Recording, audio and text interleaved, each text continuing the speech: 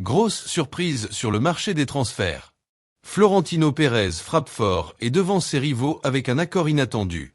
Deux excellentes nouvelles tombent avant le choc contre Arsenal, et le Qatar revient à la charge pour un joueur du Real Madrid. Tous les détails dans cette vidéo incontournable. Abonnez-vous et likez pour rester à jour sur l'actu madrilène.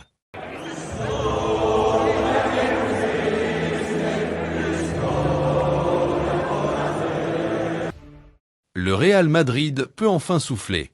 Thibaut Courtois est de retour. Le gardien belge, absent depuis plusieurs semaines en raison d'une blessure tenace, est désormais apte à reprendre la compétition. Il devrait retrouver sa place dans les cages lors du match aller des quarts de finale de la Ligue des Champions contre Arsenal.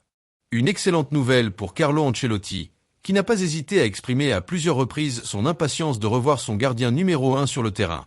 Courtois souffrait d'un kyste situé derrière le genou, une gêne qui avait également affecté son mollet. Ce type de blessure est délicat à traiter et nécessite du repos, des soins spécifiques et surtout du temps. Son absence s'est fait ressentir, notamment lors du match contre Valence, où le jeune Fran González avait été titularisé en raison de l'indisponibilité d'Andriy Lunin, touché au muscle solaire. La réintégration de Courtois arrive à un moment crucial pour le Real Madrid. Dans une saison longue et éprouvante, retrouver un joueur aussi décisif représente une injection de confiance et de solidité pour toute l'équipe. D'autant plus que la défense a parfois montré des signes d'instabilité ces dernières semaines. Si Courtois est de retour, d'autres joueurs manquent toujours à l'appel. Dani Ceballos et Ferland Mendy poursuivent leur rééducation. Les deux joueurs s'entraînent partiellement à l'écart du groupe. Ceballos a même repris quelques exercices collectifs, mais Mendy reste en soins dans les installations du club. Leur retour est encore incertain, et leur absence réduit les options tactiques d'Ancelotti. Aurélien Tchouaméni sera également absent, cette fois pour des raisons disciplinaires. Suspendu, il ne pourra pas jouer contre Arsenal. Une perte de poids au milieu de terrain, surtout face à une équipe aussi dynamique que les Gunners. Et ce n'est pas tout. Plusieurs cadres sont à un carton jaune d'une suspension en Ligue des Champions. On parle ici de Camavinga, Vinicius, Modric, Rudiger, Lucas Vazquez, sans oublier le jeune Endrick et même Carlo Ancelotti lui-même. Ce contexte complique la gestion de l'effectif. Chaque faute, chaque protestation peut avoir des conséquences. Heureusement pour le Real, les cartons jaunes sont annulés à la fin des quarts de finale. Encore faut-il y arriver sans perdre trop de soldats. Le match contre Arsenal ne sera pas un simple duel de prestige. C'est un véritable affrontement tactique qui attend le Real Madrid. Les Gunners sont dans une forme impressionnante, portés par un jeu offensif rapide, collectif et discipliné. Face à eux, les Madrilènes devront montrer plus que de la technique.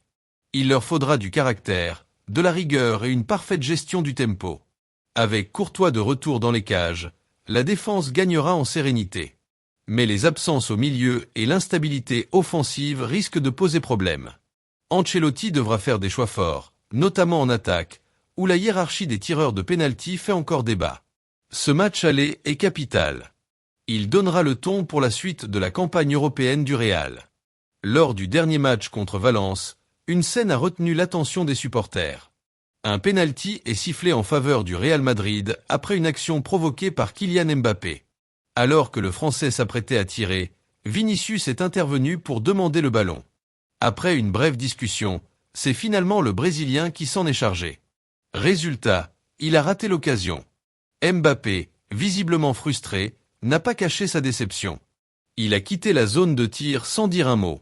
Cet épisode a mis en lumière une faille dans la gestion des responsabilités au sein de l'équipe. Pourquoi Vinicius tire-t-il les pénaltys, alors que Mbappé possède une meilleure efficacité dans cet exercice? Rappelons qu'il a marqué 3 pénaltys contre Emiliano Martinez en finale de la Coupe du Monde 2022, sous une pression maximale. Ancelotti doit agir vite. Le coach italien ne peut pas se permettre que des tensions internes nuisent à l'harmonie de son groupe. La hiérarchie des tireurs doit être claire. Et si Mbappé est désigné, il faut lui faire confiance. Après tout, Cristiano Ronaldo a aussi raté des pénaltys dans sa carrière. Cela ne l'a jamais empêché d'être la référence offensive du Real Madrid. L'un des points inquiétants cette saison, c'est la baisse de régime d'Eduardo Camavinga. Le milieu de terrain français, si brillant les saisons précédentes, semble désormais en retrait. Qu'il soit titulaire ou remplaçant, sa contribution reste minimale. Contre Valence, son entrée en jeu n'a rien changé. Aucune percussion, peu d'impact dans les duels, et surtout un manque flagrant d'énergie. Camavinga est jeune, mais il doit vite se ressaisir. Le Real Madrid a besoin de lui, surtout dans les moments cruciaux. Son rôle est important dans la récupération, la transition et l'équilibre du milieu de terrain. Ancelotti devra peut-être lui redonner confiance en le titularisant davantage, ou bien en lui offrant un rôle plus clair dans l'équipe. Mais une chose est certaine, le Camavinga que l'on voit aujourd'hui n'est pas celui que l'on a applaudi il y a encore quelques mois. Une autre grande question entoure l'avenir de Luka Modric. À 38 ans, le maestro croate reste un élément précieux du vestiaire merengue. Il ne joue plus tous les matchs, mais lorsqu'il entre en jeu, sa vision, sa qualité de passe et son calme font la différence. Pourtant, des signaux laissent penser que son histoire avec le Real Madrid touche peut-être à sa fin. Le Qatar et les Émirats arabes unis suivent de près la situation du joueur. Des offres pourraient bientôt arriver sur la table. Il y a 2 ans, Modric avait déjà refusé une proposition de 80 millions d'euros sur 2 saisons en Arabie Saoudite. À l'époque, il avait choisi de rester à Madrid, par amour pour le club et par respect pour son engagement. Aujourd'hui, la réflexion est peut-être plus ouverte. Sa priorité reste le Real, mais il envisage aussi de participer à la Coupe du Monde 2026 avec la Croatie. Un départ vers une destination plus tranquille pourrait lui permettre de mieux gérer son temps de jeu et de préparer cette dernière grande aventure. Pour l'instant, aucune réunion formelle n'a eu lieu avec Florentino Pérez. Mais leur relation est solide, basée sur la confiance et le respect. Modric décidera, comme toujours, avec intelligence. Un autre nom fait beaucoup parler ces derniers jours, Dean Huijsen. Le jeune défenseur espagnol de 1,95 m, qui évolue à Bournemouth, impressionne tout le monde. Solide, gaucher, doté d'un bon jeu aérien et d'une excellente lecture du jeu, il est déjà ciblé par plusieurs grands clubs européens, dont le Real Madrid.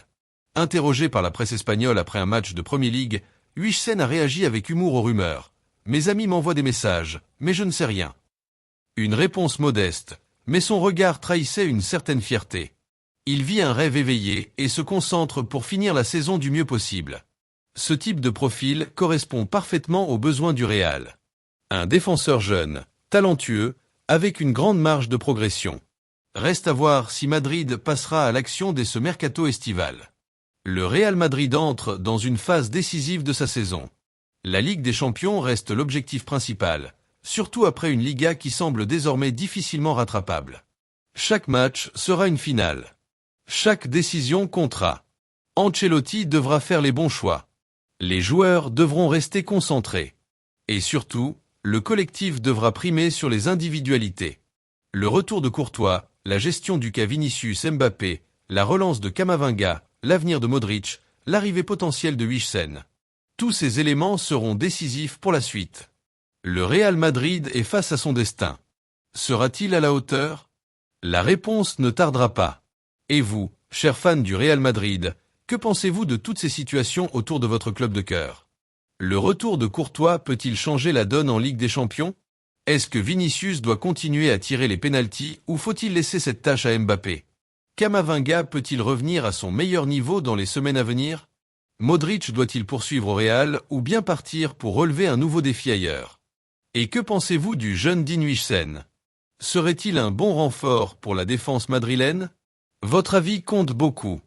N'hésitez pas à partager vos réflexions dans les commentaires. On lit tout, on échange avec vous, et cela permet de faire vivre notre passion commune pour le Real Madrid. Abonnez-vous à la chaîne pour ne rien manquer des prochaines vidéos, analyses, débriefs et actus chaudes du club merengue. Et si vous avez aimé cette vidéo, montrez-le avec un gros like. À très bientôt pour un nouvel épisode consacré à l'un des clubs les plus emblématiques de l'histoire du football mondial, le Real Madrid.